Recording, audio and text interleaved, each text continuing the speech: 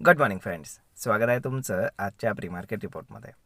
तर मग चला सुरुवात करूयात आजच्या प्री मार्केट रिपोर्टला आणि जाणून घेऊयात की आज आपल्या स्टॉक मार्केटमध्ये काय होऊ शकतं ते. त्याआधी तुम्ही जर चॅनलवरती नवीन असाल तर चॅनलला सबस्क्राईब करायला बिलकुल विसरू नका. तर मग चला सुरुवात करूयात आजच्या या व्हिडिओला.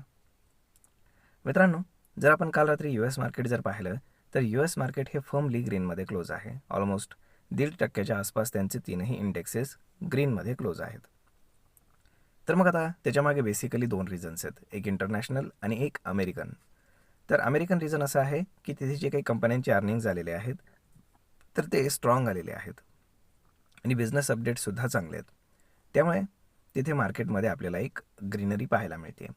आणि दुसरी महत्त्वाची गोष्ट म्हणजे काल रात्री USचे जे सेक्रेटरी आहेत स्कॉट बेसेंट, तर त्यांनी एक स्टेटमेंट केलं. त्यांनी सांगितलं की इराणसोबतची आमची डील ऑलमोस्ट फायनलाइज होत आलेली आहे. परंतु त्यांचं स्टेटमेंट आल्यानंतर एका तासभरामध्येच इराणनं सुद्धा स्टेटमेंट दिलं की आम्ही US सोबत कुठल्याही प्रकारचं चर्चा करत नाही आहोत. आमची चर्चा फक्त ओमानसोबत चालू आहे स्ट्रेट ऑफ हॉर्मुझ ओपन करण्यासाठी. म्हणजेच काय, हे दोन्ही स्टेटमेंट्स असे होते की जरी इराणनं USला खोटं ठरवलेलं असलं तरीसुद्धा स्ट्रेट ऑफ हॉर्मुझ ओपन करण्याबद्दलची गोष्ट केलेली आहे. आणि त्यामुळे ही गोष्ट मार्केटसाठी अगेन पॉझिटिव्ह ठरली. त्यामुळे जर आपण ग्लोबल मोमेंटम जर पाहिला तर तो पॉझिटिव्ह आहे. प्लस जर आपण जे काही मिडल ईस्टमध्ये चालू आहे त्या संदर्भातली जर अपडेट्स पाहिली तर तीही पॉझिटिव्ह आहे. कारण कोणी कोणावरती अजूनही हल्ला केलेला नाही आहे. इराण देखील चर्चा करतो आहे असं सांगितलं जातं आहे. प्लस जे काही मिडल ईस्टर्न कंट्रीज आहेत तर सगळे मिळून अमेरिकेला बाजूला ठेवून इराणसोबत चर्चा करत आहेत. मग या सगळ्या गोष्टी जर आपण पाहिल्या तर एकंदर आपल्याला पॉझिटिव्ह पाहायला मिळत आहेत. आता येऊयात आपण आपल्या मार्केटकडे. जर आपण काल आपल्या मार्केटमध्ये पाहिलं तर अगेन एक एक्सपायरी होती निफ्टीची. त्यामुळे मार्केटमध्ये आपण जर पाहिलं तर शेवटी जो केऑस व्हायचा होता तो झालेलाच आहे. कारण मार्केट चांगल्यापैकी पडलेलं होतं, परंतु क्लोजिंग ऑप्शन सेशनमध्ये मार्केट 150 पॉईंट रिकवर झालं. तर मग आता या जे काही आपण काय म्हणतो क्लोजिंग आहे तर त्याच्यावरती फार जास्त विश्वास ठेवण्यासारखी परिस्थिती राहतच नाही. कारण तुम्ही विचार करा की 300 पॉईंट काल मार्केट डाऊन होतं, परंतु 150 पॉईंट तर शेवटच्या क्लोजिंग ऑप्शन सेशनमध्येच रिकवर झालं. परंतु त्याचा ॲक्च्युअल फायदा काही कुठल्या स्टॉकला होताना दिसलेला नाही. त्यानंतर आज जर आपण पाहिलं तर ग्लोबल मोमेंटम गुड असल्यामुळे, चांगलं असल्यामुळे आपल्याला गिफ्ट निफ्टी इंडिकेट करतं आहे की मार्केट साधारण 150 पॉईंटच्या आसपास गॅपअप ओपन करेल. म्हणजेच काय की कालचे 150 आणि आजचे 150 तर टोटल 300 पॉईंट मार्केट रिकवर होऊन जाईल विदाऊट एनी ट्रेडिंग. म्हणजेच काय की साहजिकच आहे की मग लोकांनी त्यामध्ये ट्रेड करायचा कधी आणि त्यांना पैसे मिळणार कसे? खूप सारे प्रश्न आहेत. परंतु NSEला काही हे हँडल करणं जमतंय असं एकंदर तरी दिसत नाही आहे. त्यामुळे माझ्या मते लवकरच याच्यावरती सेबी काही ना काहीतरी ॲक्शन घेऊन आयदर जुनं जे काही मेकॅनिझम आहे ते लागू करतील किंवा नवीन मेकॅनिझममध्ये काहीतरी चेंजेस करतील, जेणेकरून एवढ्या मोठ्या प्रमाणामध्ये जे काही मॅनिप्युलेशन केलं जातं आहे तर ते होणार नाही. तर मग पाहूयात काय होतं ते काय आपल्या हातामध्ये नाही आहे.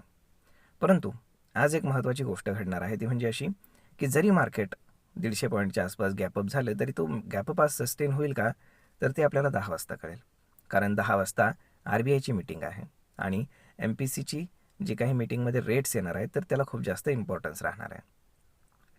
आता सकाळी 10 वाजता तुम्ही जर झी बिझनेस वगैरे लावलात तर तुम्हाला ते लक्षामध्ये येईल की तिथे ज्या पद्धतीनं डेव्हलपमेंट होतील त्या पद्धतीनं आपल्याला मार्केटमध्ये रिॲक्शन पाहायला मिळेल. आता सगळ्यात महत्त्वाची गोष्ट म्हणजे की RBI रेट जो आहे तर तो इन्क्रीज करणार नाही, डिक्रीजही करणार नाही. हे मोस्टली मार्केटमध्ये सगळ्यांना माहीत आहे. त्यामुळे त्या गोष्टीवरती काही मार्केट रिॲक्ट करणार नाही. परंतु मार्केट रिॲक्ट कशावर करेल की इन्फ्लेशन काय राहील, फ्युचर गायडन्स काय राहील, GDP प्रोजेक्शन काय राहील, त्यानंतर क्रूड ऑइलचं प्रोजेक्शन काय राहील आणि त्यामुळे भारताला काही धोका आहे का किंवा आपल्याकडे असलेले फॉरेक्स रिझर्व याच्यामध्ये काही वरखाली होईल का. त्यानंतर FCNRमध्ये जे काही आता जे काही फॉरेनवरनं फंडिंग्स येत आहेत मोठमोठे, तर त्याच्यामध्ये किती इन्क्रीज झालेला आहे ॲक्च्युअल आणि तो म्हणजे RBIच्या प्रोजेक्शनपेक्षा जास्त डेटा आहे किंवा जास्त पैसे आहेत की कमी आहेत. या सगळ्या गोष्टी जर पॉझिटिव्ह असतील तर मग मात्र त्यामध्ये आपल्याला एक पॉझिटिव्ह मोमेंटम पाहायला मिळेल. जर समजा हे फ्युचर गायडन्स समजा बिघडलं, तर मग मात्र आपल्याला मार्केटमध्ये पडझड पुन्हा पाहायला मिळू शकते. तर मग पाहावं लागेल की उद्या काय घडते ते. तर मग RBIची मीटिंग महत्त्वाची आहे.